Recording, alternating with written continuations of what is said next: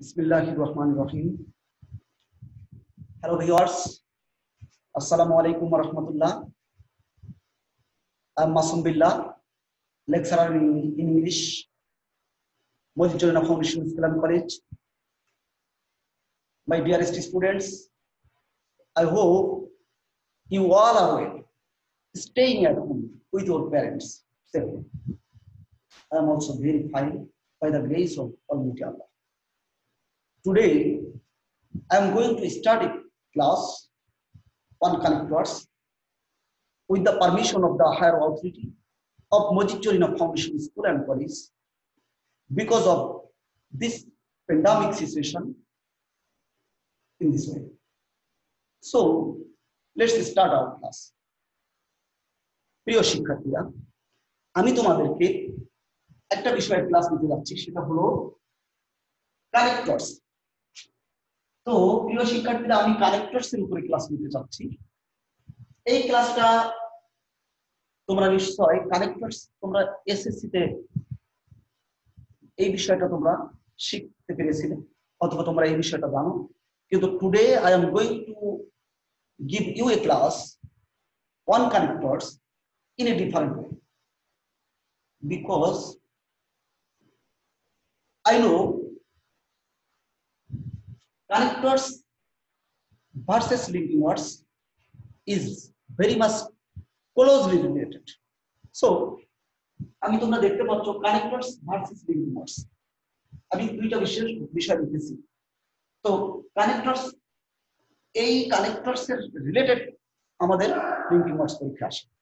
কিভাবে আসে, কিভাবে করতে হবে, আমি তোমাদেরকে বিস্তারিত আলোচনা শিখাবো এবং একটু ডিফারেন্ট ম্যানারে।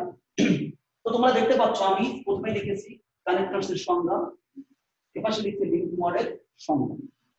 তো at first we have to know what is called connector. Connector is a word or a phrase used at the very beginning of the sentence with the relationship of the previous sentence. প্রিয় শিক্ষার্থী, আমি কি বললাম? Connector হলো এমন একটি word অথবা phrase যেটা বাক্যের শুরুতে বলবে, তবে পূর্ববর্তী বাক্যের অর্থের সাথে সংগতি। আমি আবারও বলছি, connectors is a word or a phrase used at the very beginning of a sentence with the relationship of the previous sentence. পূর্ববর্তী বাক্যের অর্থের সাথে সংগতি রেখে পরবর্তী বাক্যের শুরুতে। তাহলে কানেক্টর এমন একটি ওয়ার্ড আমরা যেটা কোথায় পাবো, একটা বাক্যের শুরুতে পাবো, এইবার পূর্ববর্তী বাক্যের অর্থের সাথে মিল রেখে। ক্লিয়ার? এবার আসে আমরা ডান সাইডে লিঙ্কিং ওয়ার্ড এর সংজ্ঞা। প্রিয় শিক্ষার্থীরা, লিঙ্কিং ওয়ার্ড প্রায় একই রকম, বাট একটু a little bit difference between connector and linking word. প্রিয় শিক্ষার্থীরা, তোমরা দেখো লিঙ্ক ওয়ার্ড এর সংজ্ঞা আমি বলেছি। What is called linking word? Linking word is a word or a phrase used in a sentence, যেটা বাক্যের মাঝে বাক্যে বসবে, in a sentence অর্থাৎ সেন্টেন্সে বসবে, having no relationship with the previous sentence, পূর্ববর্তী বাক্যের অর্থের সাথে সংগতি রাখবে না। তাহলে লিঙ্কিং ওয়ার্ড এমন একটি ওয়ার্ড অথবা ফ্রেজ যেটি কি করবে, বাক্যে বসবে। সেই লিঙ্কিং ওয়ার্ডটা বাক্যের শুরুতে বসতে পারে, মাঝে বসতে পারে, শেষেও বসতে পারে। It doesn't matter. এবার কিন্তু পূর্ববর্তী বাক্যের অর্থের সাথে সংগতি রাখবে না, মিল রেখে এখানে বসানোর প্রয়োজন হবে না। প্রিয় শিক্ষার্থী, এবার আসো আমরা দ্বিতীয় নম্বরে আসি। কানেক্টর পূর্ববর্তী বাক্যের অর্থের সাথে মিল রেখে পরবর্তী বাক্যের শুরুতে বলবে। কানেক্টর পূর্ববর্তী বাক্যের অর্থের সাথে মিল রেখে পরবর্তী বাক্যের শুরু, যে কথা আমরা সংজ্ঞায় বলেছিলাম। লিঙ্কিং ওয়ার্ডের ক্ষেত্রে বলা হয়েছে যে লিঙ্কিং ওয়ার্ড এমন একটি অর্থপূর্ণ, লিঙ্কিং ওয়ার্ড একটি অর্থপূর্ণ বাক্য বলবে। কি বললাম? লিঙ্কিং ওয়ার্ড একটি অর্থপূর্ণ বাক্য বলবে, সেটা বাক্যের শুরুতে হতে পারে, মাঝে হতে পারে, শেষে হতে পারে। আমরা বিস্তারিত আলোচনা আমরা উদাহরণের মাধ্যমে বুঝতে পারবো। নাম্বার 3, কানেক্টরস বাদ দিলে বাক্যের বেসিক স্ট্রাকচারের কোনো সমস্যা হয় না। বাক্যের বেসিক স্ট্রাকচার কোনো সমস্যা হয় না। তাহলে আমরা যদি কানেক্টরস বাদ দিই, if we give up the connector of a sentence, একটা বাক্যের থেকে যদি if a connector is given up, from a sentence. It does not change the meaning of the sentence. এটা বাক্যের অর্থের কোনো চেঞ্জ আনবে, পরিবর্তন আনবে না, বাক্যের অর্থপূর্ণ থাকবে। খেয়াল করুন, তাহলে কানেক্টরস বাদ দিলে বাক্যের বেসিক স্ট্রাকচারে কোনো সমস্যা হয় না, অর্থাৎ বাক্যের অর্থের কোনো পরিবর্তন হয় না, অর্থ সমস্যা হবে না। অন দ্য আদার হ্যান্ড, অপরপক্ষে আমরা লিঙ্কিং ওয়ার্ডে বলেছি লিঙ্কিং ওয়ার্ড বাদ দিলে বাক্যের বেসিক স্ট্রাকচার ঠিক থাকে না, বাক্যের বেসিক স্ট্রাকচার ঠিক থাকবে না, অর্থাৎ বাক্যটি অর্থপূর্ণ হবে, অর্থাৎ বাক্যটি কি হবে না, অর্থপূর্ণ হবে। খেয়াল করো প্রিয় শিক্ষার্থী, তাহলে আমাদের কিন্তু এই 3 নম্বরে আমরা দেখতেছি কি, যখন কানেক্টর ব্যবহার করব তখন বাক্যের অর্থের, কানেক্টর যদি বাদ দেয় বাক্যের অর্থের কোনো সমস্যা হবে না। অন দ্য আদার হ্যান্ড, আমরা লিঙ্কিং ওয়ার্ড বাদ দিলেই বাক্যের আর অর্থপূর্ণ থাকবে না, বাক্যটি কি অর্থপূর্ণ থাকবে না। প্রিয় শিক্ষার্থীরা, এবার 4 নম্বরে আমরা আসি। কানেক্টরস একটি বক্তব্যের সম্পূর্ণ ধারাবাহিকতা রক্ষা করে, একটি বক্তব্যের সম্পূর্ণ ধারাবাহিকতা রক্ষা করে। এবার এই জিনিসটা কেমন খেয়াল করো, আমরা একটা বক্তব্যের ভিতরে অনেকগুলো সেন্টেন্স, এই সেন্টেন্স গুলো সুন্দরভাবে ক্রমান্বয়ে একের পর এক সাজিয়ে সাজিয়ে সাজিয়ে সাজিয়ে যদি আমি উপস্থাপন করি, তাহলে কিন্তু বক্তব্যটা একটা সুন্দর বক্তব্য পরিণত হবে। তো এই সুন্দর বক্তব্যে পরিণত করার জন্য যেই ওয়ার্ডগুলো ব্যবহার করতে হবে সেই ওয়ার্ডগুলোর নাম হলো কানেক্টরস। তাহলে কানেক্টরস একটি বক্তব্যের সম্পূর্ণ ধারাবাহিকতা রক্ষা করে। অন্যদিকে আমরা দেখতে পাচ্ছি লিঙ্কিং ওয়ার্ড বাক্যে ফ্রেজ মেকার, ক্লজ মেকার এবং কনজাংশন হিসেবে কাজ করে। প্রিয় শিক্ষার্থীরা খেয়াল করো, আমরা কি বলেছি, লিঙ্কিং ওয়ার্ড বাক্যে কি করবে, তাহলে ফ্রেজ মেকার হিসেবে কাজ করবে, ক্লজ মেকার হিসেবে কাজ করবে এবং কনজাংশন হিসেবে কাজ করবে। তাহলে আমরা 4টা বেসিক ডিফারেন্স আমরা শিখতে পেরেছি, জানতে পেরেছি এবং সাথে সাথে আমরা বুঝতে পেরেছি। প্রিয় শিক্ষার্থীরা খেয়াল করুন, তাহলে আমি আবার আরেকবার আমি সামারাইজিং করতেছি। কানেক্টরস এর সংজ্ঞা কি বললাম, connectors is a word or a phrase used at the very beginning of a sentence having relationship with the previous sentence. Okay. On the other hand, linking word is a word or a phrase used in a sentence having no relationship with the previous sentence. দ্বিতীয় নম্বর বলেছি connectors পূর্ববর্তী বাক্যের অর্থের সাথে মিল রেখে পরবর্তী বাক্যের শুরুতে করবে। লিঙ্কিং ওয়ার্ডের ক্ষেত্রে বলছি, লিঙ্কিং ওয়ার্ড একটু অর্থপূর্ণ বাক্য বলবে, অর্থাৎ টোটালি একটা সিম্পল সেন্টেন্স হতে পারে, কমপ্লেক্স সেন্টেন্স হতে পারে, তার ভিতরে বলবে, অথবা কম্পাউন্ড সেন্টেন্সের ভিতরে একটি সেন্টেন্স হবে, একাধিক সেন্টেন্স হবে না, একটি সেন্টেন্স হবে, আবার পূর্ববর্তী সেন্টেন্সের সাথে অর্থের মিল থাকার প্রয়োজন নেই। 3 নম্বর বলছি কানেক্টরস বাদ দিলে বাক্যের বেসিক স্ট্রাকচারের কোনো সমস্যা হয় না, অর্থাৎ বাক্যের অর্থ ঠিক থাকে। অপরপক্ষে বলছি লিঙ্কিং ওয়ার্ড বাদ দিলে বাক্যের বেসিক স্ট্রাকচার ঠিক থাকে না, বেসিক স্ট্রাকচার ঠিক থাকে না, অর্থাৎ কি সমস্যাগ্রস্ত হয়, অর্থাৎ বাক্যের অর্থপূর্ণ হয় না। 4র্থ নম্বর আমরা বলেছি কানেক্টরস একটি বক্তব্যের সম্পূর্ণ ধারাবাহিকতা, কানেক্টরস একটি বক্তব্যের সম্পূর্ণ ধারাবাহিকতা রক্ষা করে। লিঙ্কিং ওয়ার্ড বাক্যে ফ্রেজ মেকার, ক্লজ মেকার এবং কনজাংশন হিসেবে কাজ করে। প্রিয় শিক্ষার্থীরা, আমরা যে আইডিয়াটা সেটা পেলাম, সংজ্ঞা এবং দুইটার ভিতরে যে বেসিক ডিফারেন্স সেটা আমরা পেয়েছি, মৌলিক যে পার্থক্য কানেক্টরস এবং লিঙ্কিং ওয়ার্ডস এর ভিতরে আমরা সেটা পেয়েছি। প্রিয় শিক্ষার্থীরা, তোমরা আমার বিশ্বাস দ্বাদশ শ্রেণীতে তোমাদের এই কানেক্টরস, আমরা এসএসসি তে কিন্তু 5টা গ্যাপ ছিল, প্রত্যেকটার কিউ 1 মার্ক করেছিল, 5টা 5 মার্কস। এবার তোমাদের 10টা প্রশ্ন থাকবে, 10টা প্রত্যেকটা মান বন্টন হলো, প্রতিটা প্রশ্নের মান হলো 0.5, অর্থাৎ 10টা প্রশ্ন তোমাদের 10 × 0.5 = 5।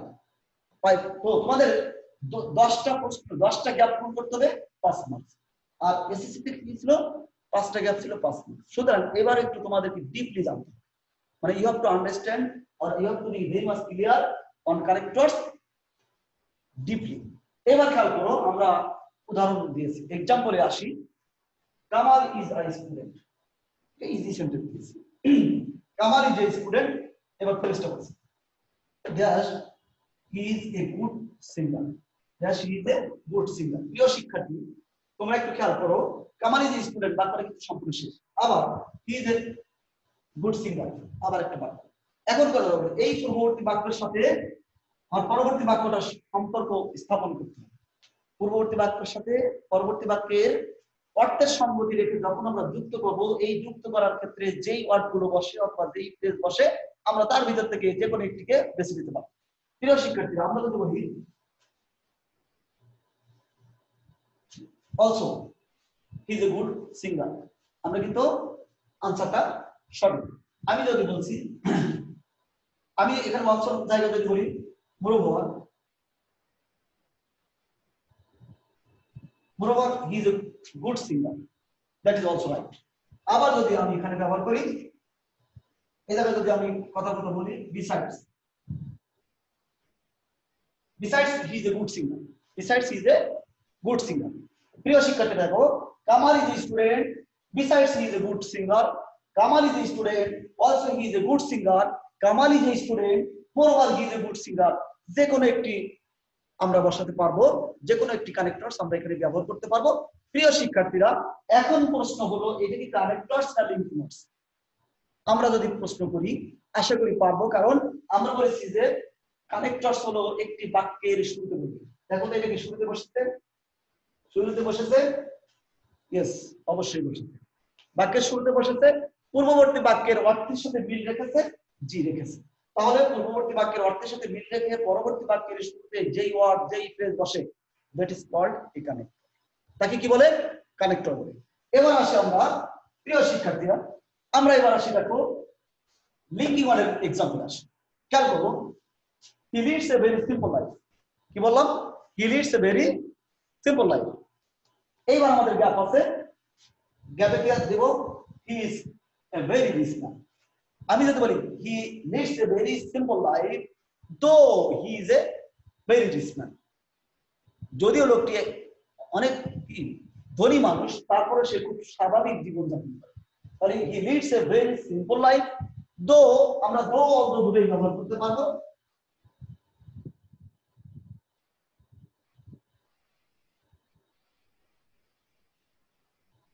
প্রিয় শিক্ষার্থীরা খেয়াল করুন, তাহলে আমরা দো অলদো দুটাই কিন্তু আমরা ব্যবহার করতে পারছি। তাহলে আমাদের এখানে আমরা কি দেখলাম যে এটা কিন্তু একটি বাক্যের ভিতরে বসছে। আমি বলেছি কিন্তু link word is a word that is used in a sentence, যেটা একটি বাক্যে বলবে that may be at the very beginning of the sentence, middle of the sentence and at the end of the sentence. বাক্যের শুরুতে হতে পারে, মাঝে হতে পারে, শেষে হতে পারে। That is not a fact. এখন খেয়াল করো তাহলে এই দো অলদোটা আমাদের কি বলতো প্রিয় শিক্ষার্থীরা? এটা অবশ্যই কি লিঙ্কিং ওয়ার্ড, এটা কিন্তু কানেক্টরস না। তাহলে কানেক্টরস এবং লিঙ্কিং ওয়ার্ডস এর ভিতরে যে বেসিক পার্থক্যটা, মৌলিক যে পার্থক্য আমরা কিন্তু সেটা বুঝতে সক্ষম হয়েছি।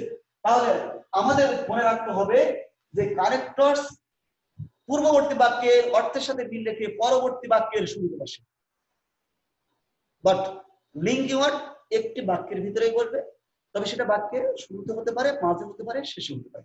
এই আমাদের হলো আজকে কানেক্টরস এর প্রাইমারি ডিসকাশন অন কানেক্টরস। এবার আসবো আমরা কানেক্টরস নিয়ে আমাদের কতগুলো রুলস শিখতে হবে, কিভাবে শিখবো, কিভাবে মনে রাখবো, সেই বিষয়গুলো নিয়ে আমাদের আলোচনা। প্রিয় শিক্ষার্থীরা তাহলে চলে আসো আমরা এবার কানেক্টরস এর মূল আলোচনায় আমরা আসি।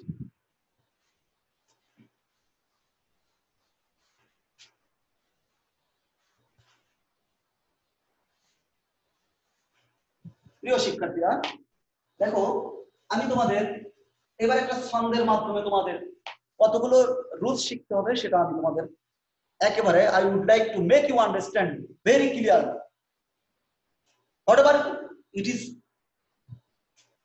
very difficult or complex. Okay, let's start. আমি তোমাদের একটা রুল শিখাবো, ছন্দ শিখাবো, সেটা হলো কি ঠিক দেখতে পাচ্ছ কি লিখছি,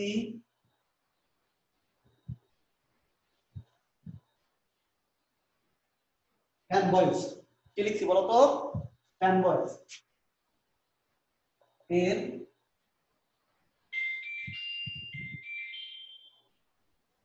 ফ্যান বয়েজের আত্মীয়রা, সরি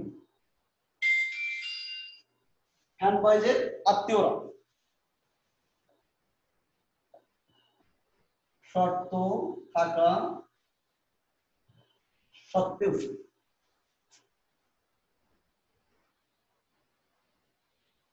ফ্যানবয়েজের আত্মীয়রা শর্ত থাকা সত্ত্বেও ঘটনার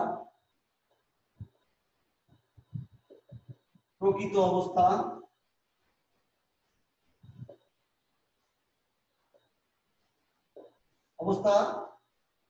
ধারাবাহিকভাবে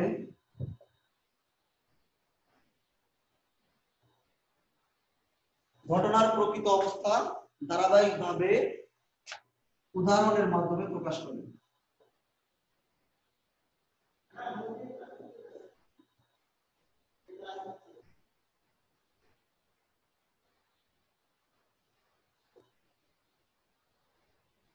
প্রিয় শিক্ষার্থীরা, আমি একটা ছন্দ লিখেছি, আমার সঙ্গে একটু বলো। ফ্যানবয়েজের আত্মীয়রা শর্ত থাকা সত্ত্বেও ঘটনার প্রকৃত অবস্থা ধারাবাহিকভাবে উদাহরণের মাধ্যমে প্রকাশ করলেন। এইভাবে এখানে আন্ডারলাইন করব।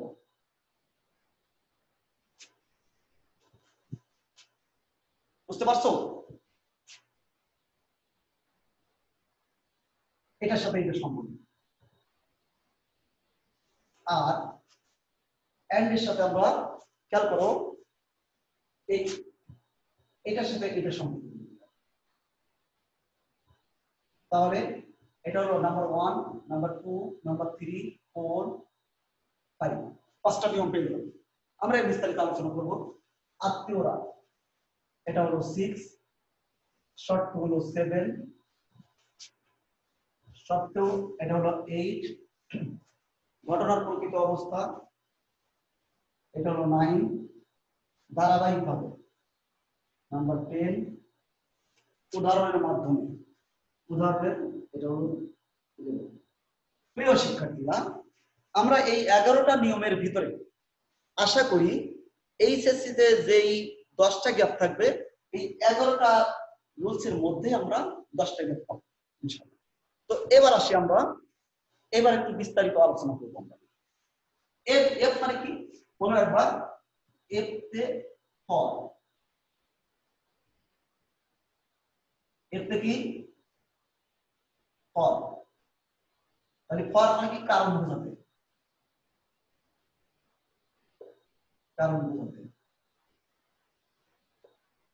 বোঝাতে, ফর ব্যবহার করব। এতে এন্ড, এতে কি আমরা দেব? এন্ড, যোগ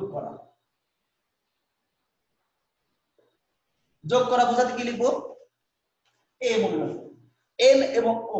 এখানে আমাদের একটু মনে রাখতে হবে, এন তে নর, ওতে অর, আদারওয়াইজ। এগুলো আমাদেরকে বলা হয় কোরিলেটিভ কনজাংশনস। আমরা এখানে মনে রাখবো কনজাংটিভস।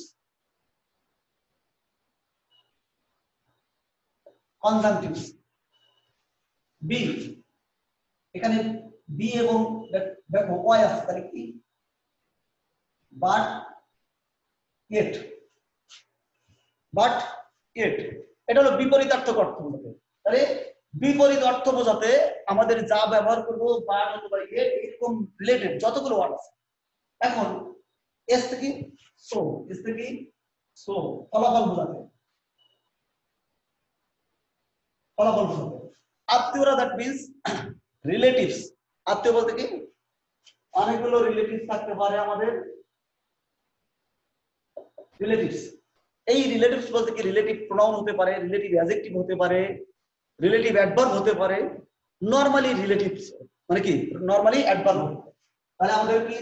রিলেটিভ প্রোনাউন হতে পারে, রিলেটিভ অ্যাডজেক্টিভ হতে পারে, রিলেটিভ অ্যাডভার্ব বসতে পারে, আর স্বাভাবিকভাবে আমাদের যে অ্যাডভার্ব গুলো আছে সেই অ্যাডভার্বও বসতে পারে। অর্থাৎ মানে according to the demand of the question we have to use relatives. Okay, এবার আসি আমরা, শর্ত তো আমরা বুঝি। তো এবার আমরা আসি 1 নম্বর। এখানে আমাদের কি? এফ থেকে কি? ফর, কারণ বোঝাতে। এই ফর রিলেটেড কি কি আসতে পারে আমরা একটু সেখানে আসবো। প্রিয় শিক্ষার্থীরা, তাহলে আমরা কিন্তু একটা ছন্দ শিখলাম। ফ্যানবয়েজের আত্মীয়রা শর্ত থাকা সত্ত্বেও ঘটনার প্রকৃত অবস্থা ধারাবাহিকভাবে উদাহরণের মাধ্যমে প্রকাশ করলেন। প্রিয় শিক্ষার্থীরা, আমরা আজকে এই ছন্দটা, এটা কি লিখলাম আমরা? একটা ছন্দ। কি লিখছি বলতো? একটা ছন্দ। এই ছন্দটা আমরা শিখতে পেরেছি। এই ছন্দের ভিতরে আমাদের 11টা রুলস আছে, আমরা ওয়ান বাই ওয়ান বিস্তারিত আলোচনা করি। প্রিয় শিক্ষার্থীরা, আজকে আমাদের এই ক্লাসটা এখানেই থাকবে, এ পর্যন্ত থাকবে। আমরা কানেক্টরস এর কয়েকটা পার্ট হবে আলোচনা। আজকে প্রথম পর্ব আলোচনা হলো। প্রথম পর্বের ভিতরে আমরা কি শিখতে পেরেছি? কানেক্টরস এর সংজ্ঞা, কানেক্টরস লিঙ্কিং ওয়ার্ডস এর সংজ্ঞা, কানেক্টরস এবং লিঙ্কিং ওয়ার্ডস এর যে বেসিক ডিফারেন্সটা সেটা শিখতে পেরেছি। এবং ফাইনালি আমরা কি শিখতে পেরেছি? একটা ছন্দ শিখেছি। সেটা কি?